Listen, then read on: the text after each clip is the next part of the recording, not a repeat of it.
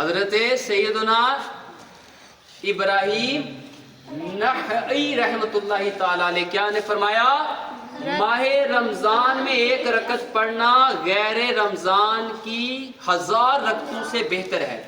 ماہ رمضان میں اگر کوئی ایک رکعت پڑھتا ہے اور غیر رمضان جو 11 مہینوں میں 1000 رکعتیں پڑھتا ہے تو وہ اس کو اتنا ثواب نہیں ملے گا جتنا ثواب ماہ رمضان میں ایک رکعت پڑھنے کا ملے گا۔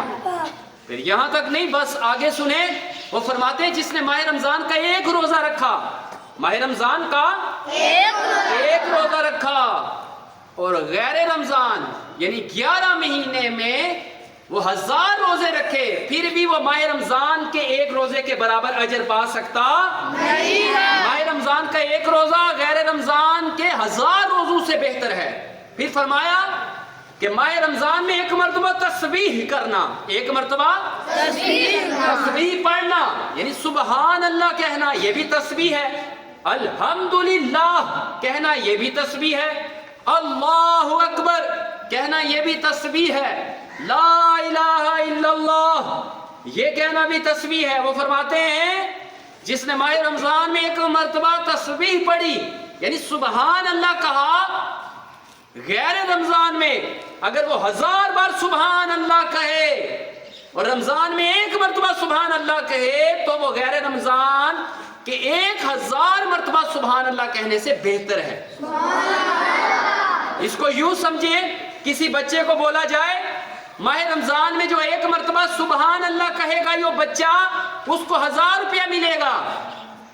جو ماہ رمضان میں ایک بار سبحان اللہ جو بچہ پڑھے گا اس کو 1000 روپیہ ملے گا، 1000 روپیز ملیں گے۔ اور جو غیر رمضان کے بعد رمضان گزر جائے گا اس کے بعد وہ 1000 مرتبہ تسبیح پڑھے گا تو 1000 روپیہ ملے گا۔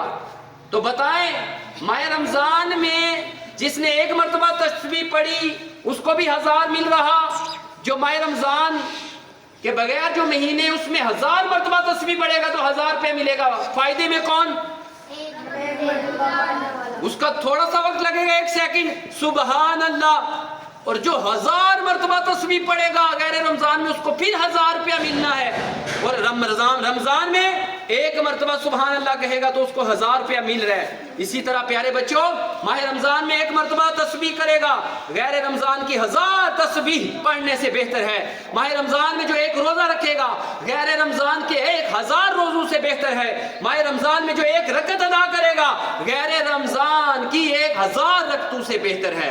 اللہ پاک کی بارگاہ میں دعا ہے اللہ پاک ہمیں ماہ رمضان کا ادب و احترام کرنے کی، ماہ رمضان کے روزے رکھنے کی، ماہ رمضان میں تسبیحات پڑھنے کی، ماہ رمضان میں زیادہ سے زیادہ نمازیں پڑھنے کی توفیق عطا فرمائے، آمین بجاہ النبی الامین صلی اللہ تعالی علیہ وآلہ وسلم۔